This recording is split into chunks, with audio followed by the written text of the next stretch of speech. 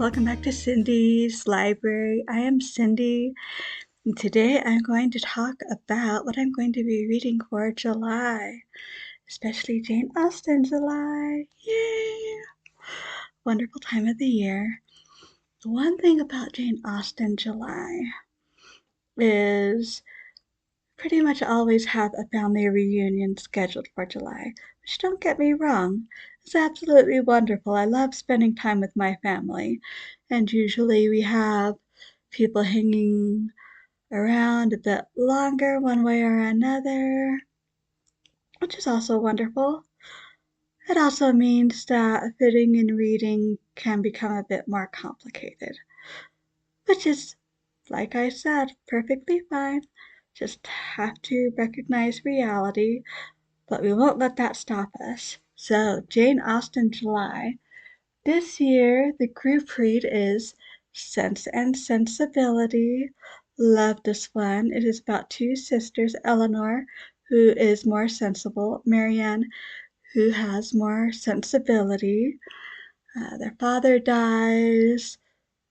Uh, Thence, well, it's complicated, but basically everything goes to their much older half brother. So they have to move. There's love, there's intrigue, but I won't say that the romance part is as much of a focus in this one. I love it anyway, though. There are some great characters, like Mrs. Jennings and Lucy Steele. Not sure what entirely to think about her, because in some ways she's very unlikable. In other ways, though, given her position, is complicated, but mostly because of the sister dynamic. I grew up with three sisters myself, so totally relate to sisterliness. So that's great. That's the first challenge. Read one of Jane Austen's major novels, and we're doing Sense and Sensibility, which is fortunate since that's the one I wanted to read next anyway. Second challenge is to read one of Jane Austen's lesser-known works. This year it is The Watsons and Sanditon, both of which are unfinished. Now, Sanditon I did last year. I read both what Jane Austen wrote, and I read the completion someone else did. This is by the same author. She did a completion of The Watsons, which I understand is a family story. We'll have to see where it goes, though. Next is nonfiction about Jane Austen. So, rather excited to try Janie Barches, apologize if I'm not reading that right, Matters of Fact in Jane Austen, History, Location, and Celebrity. I guess it talks about how some of Jane Austen's ancestry relates to some of what she put in her books.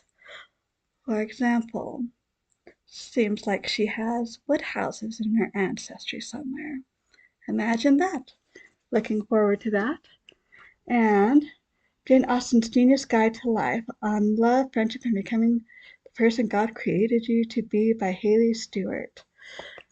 Not sure about this one, but just the season to give it a try, isn't it? And let's see. Sorry about that. Had to pause for a moment.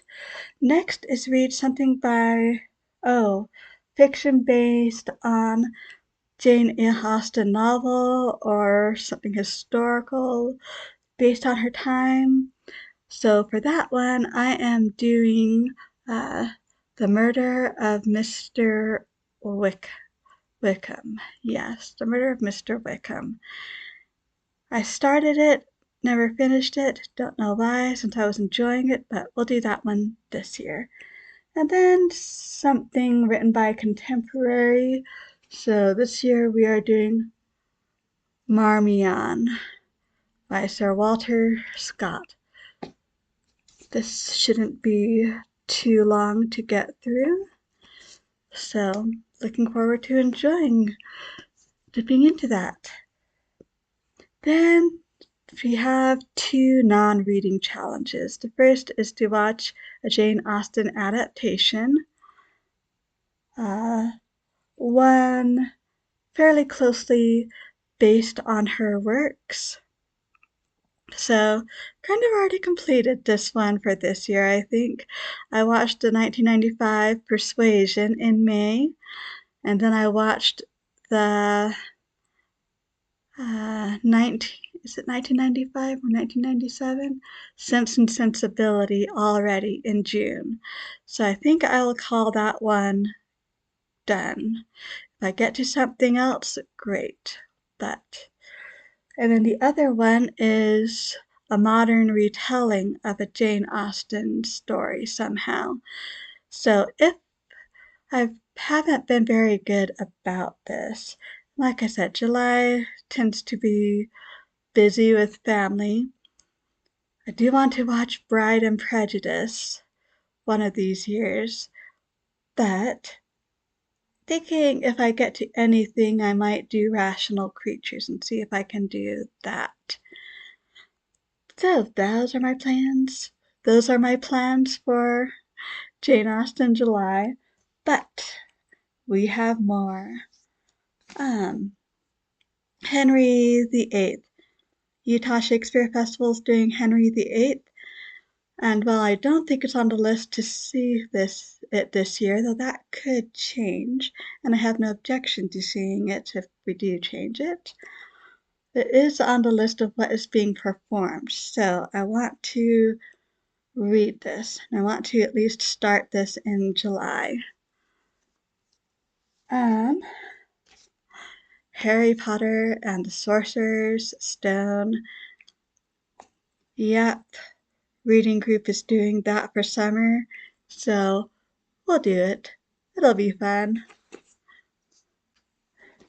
I have a hankering to read Sabriel by Gareth Nix. This one is a quite unusual world. It's a little bit like British occupied India or something, in that you have,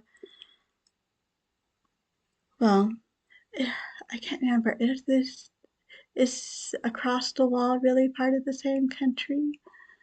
In any case, there's this wall. On one side, it's very Britishy, and you have a girl going to school there. On the other side of the wall, though, things are quite unusual. Among the dead who sometimes remain unquiet, but this girl, Sabriel, her father's in charge of helping them to remain quiet and where they should in the lands of the dead. But, and I forget exactly how she finds out, I think she senses something is wrong with her father, and there's an attack on the wall, and so she has to go help with that attack and then figure out what's happened to her father, what's going on, why are the dead restless, things like that, by Gareth Nix. Start of a series. So looking forward to returning there. And it is time, and I've actually already started the introduction, Pity, Power, and Tolkien's Ring, To Rule the Fate of Many by Thomas P. Hillman. Tom Hillman's been in Tolkien circles for a very long time, but this is his first book, and everyone has been raving about it. And I haven't read enough Tolkien this year in one way or another, so time to start it. May not finish it, but time to start it. Anyway, that is what I have on my reading list for July. Very exciting. Are you participating in Jane Austen July? I'd love to hear what your plans are. Or if not, if you have other reading plans for July. Thank you so much for stopping by. I truly do appreciate it. So until next time, hope you all stay safe and healthy. And as always, happy reading.